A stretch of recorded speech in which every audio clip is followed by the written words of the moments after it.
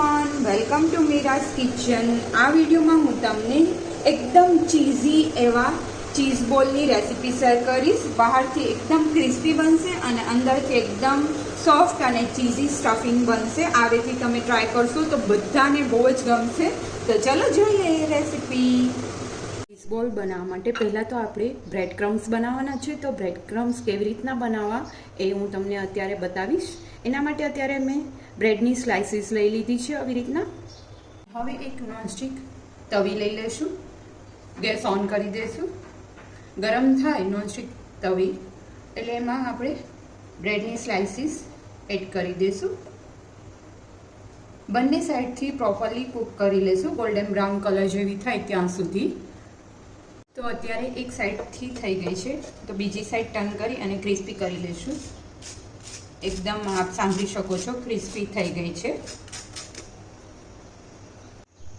તો બંને સાઈડથી એકદમ ક્રિસ્પી થઈ ગઈ છે। આવી રીતના તમે ટચ કરશો સાંભળી શકો છો એકદમ ક્રિસ્પી થઈ ગઈ છે। બહુ જ ફાઇન બ્રેડ ક્રમ્સ આના બનશે। આવી જ રીતના બીજી બ્રેડના બી આપણે શેકી લેશું। તો હવે મિક્સર જારમાં બ્રેડની સ્લાઇસીસને એડ કરી દઈશું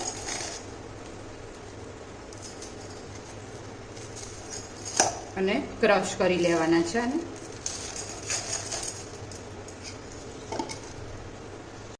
તો રેડી છે બ્રેડ ક્રમ્સ। તો અત્યારે મેં બટેકા બાફી લીધા હતા, બટેકા બાફી અને રેડી કર્યા છે અને આમાં સોલ્ટ મેં નથી નાખ્યું જ્યારે બાફ્યા ત્યારે। હવે એને પ્રોપરલી સ્મેશ કરી લેશું।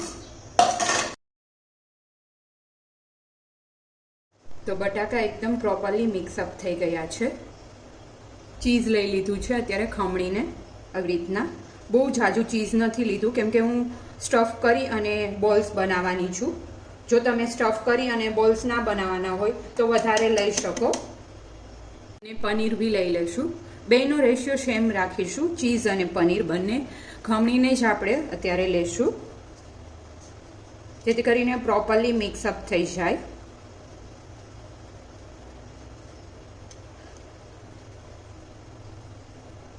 અને આ ચીઝ બોલ બહુ જ ફાઇન બનશે। તમે આ વેથી ટ્રાય કરશો તો એકદમ ક્રિસ્પી બનશે અને બધાને બહુ જ ગમશે, ભાવશે। તો અત્યારે જે બટેકાનું મિક્સર છે એમાં આપણે પનીર અને ચીઝ એડ કરી દઈશું।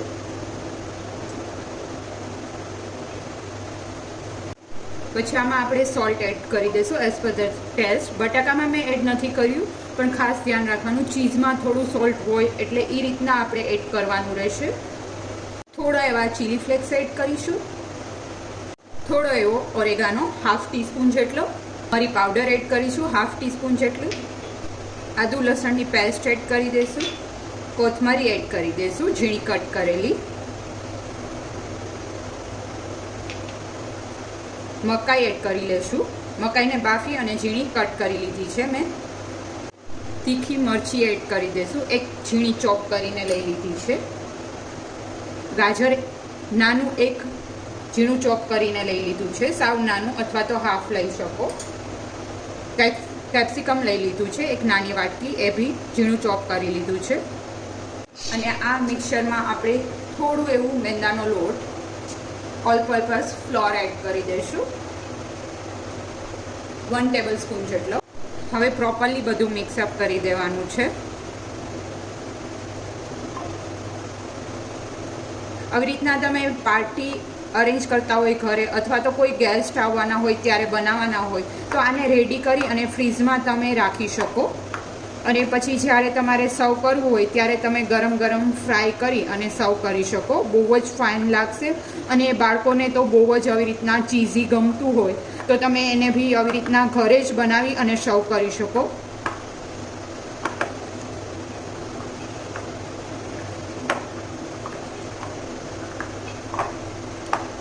હજી સુધી જો તમે મારી ચેનલને સબસ્ક્રાઇબ ના કરી હોય તો જલ્દીથી મારી ચેનલ સબસ્ક્રાઇબ કરી લેજો અને બેલ આઇકન પ્રેસ કરી લેજો જેથી તમને મારા આવા જ લેટેસ્ટ વિડીયોના નોટિફિકેશન સૌથી પહેલાં મળે અને તમે મારા લેટેસ્ટ વિડીયો જોઈ શકો।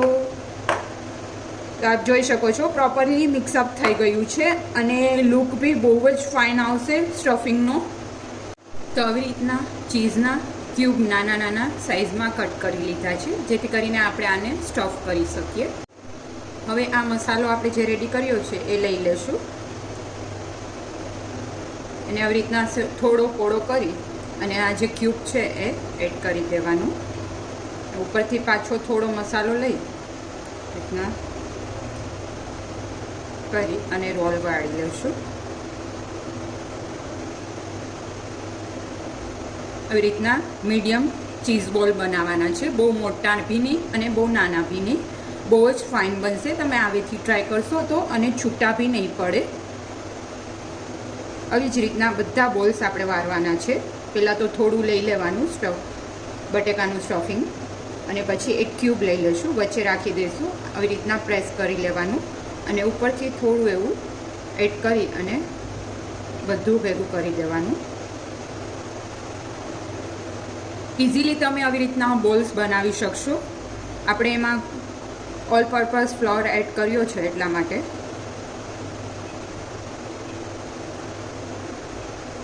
આવી જ રીતના સેમ સાઇઝના બોલ્સ આપણે બનાવી અને રેડી કરી લઈશું.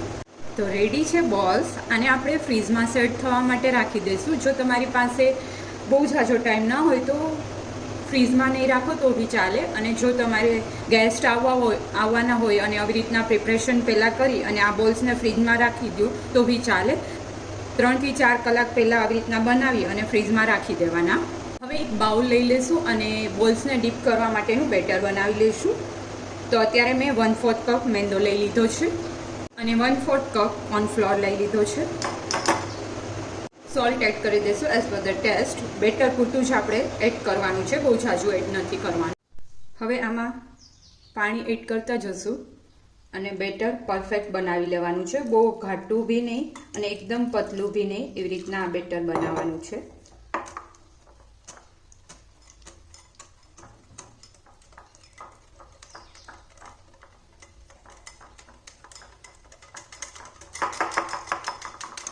આનાથી એકદમ આવી રીતના તમે કરશો તો ઉપરનું જે ચીઝ બોલનું છે લેયર એ એકદમ ક્રિસ્પી બનશે અને અંદરથી એકદમ સોફ્ટ થશે ચીઝ બોલ્સ.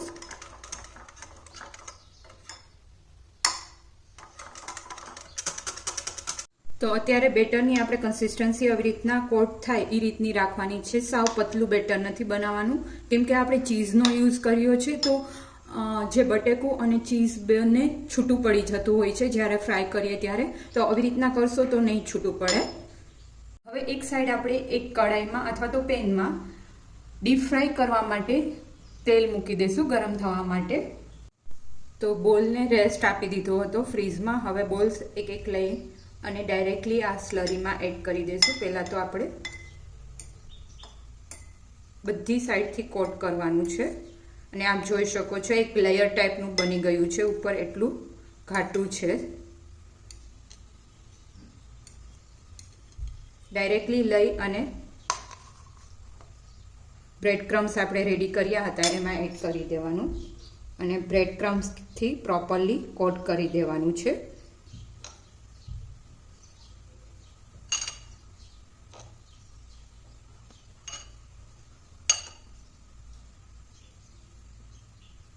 તો જ રીતના બીજા બોલ્સ બી આપણે રેડી કરી લેશું. જ્યાં સુધી તેલ આવે ત્યાં સુધી આ પ્રોસેસ કરી લેવાની છે.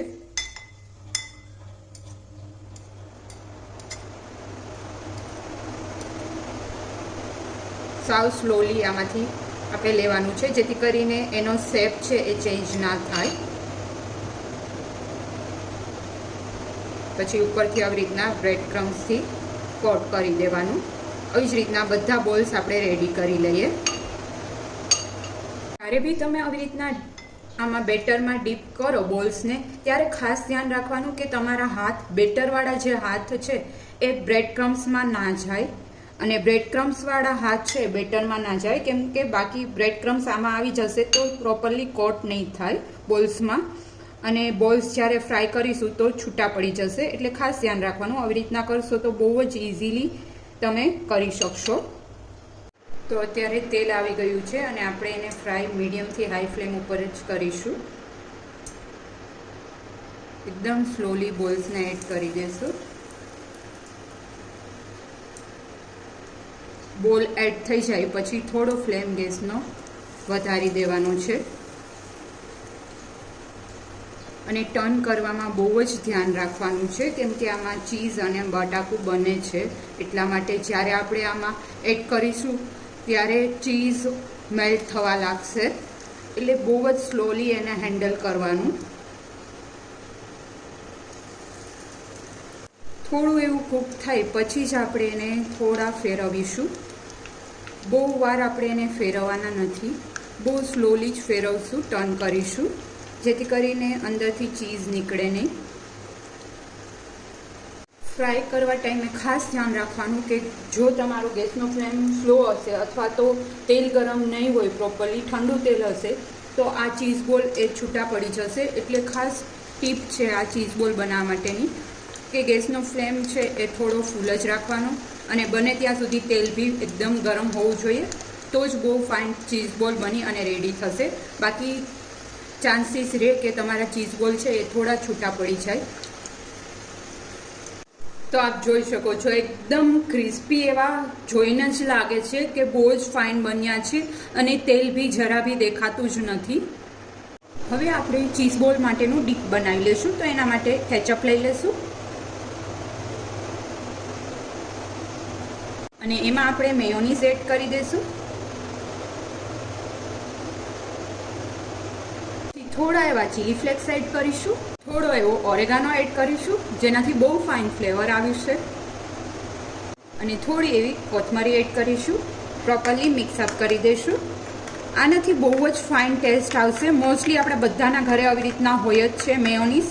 જો તમારી પાસે મેયોનીઝ ના હોય તો તમે કેચઅપ સાથે બી સર્વ કરી શકો, એનો બી બહુ ટેસ્ટ ફાઇન આવશે. તો રેડી છે ચીઝ બોલ માટેનું ડીપ. તો રેડી છે ચીઝ બોલ અને આપ સાંભળીને જ આઈડિયા આવી જશે કે કેટલું ફાઇન ક્રિસ્પી બન્યા છે ને એકદમ જોઈને જ મન થઈ જાય એવા ચીઝ બોલ રેડી છે અને બહુ જ ફાઇન ઉપરથી લેયર છે એ ક્રિસ્પી બનશે અને અંદરથી એકદમ ચીઝી એવું સોફ્ટ બનશે. તો આપ બી આ રેસીપી ટ્રાય કરજો અને કમેન્ટ કરી અને જણાવજો તમને મારી રેસીપી કેવી લાગી. અને હા, હજી સુધી જો તમે મારી ચેનલને સબસ્ક્રાઈબ ના કરી હોય તો જલ્દીથી મારી ચેનલ સબસ્ક્રાઈબ કરી લેજો અને બેલ આઇકન પ્રેસ કરી લેજો, જેથી કરીને આવા જ લેટેસ્ટ વિડીયોના નોટિફિકેશન તમને મળી શકે અને તમે મારા લેટેસ્ટ વિડીયો જોઈ શકો. અંદરથી એકદમ ચીઝી એવું બની અને રેડી થશે. તમે આવેથી ટ્રાય કરશો તો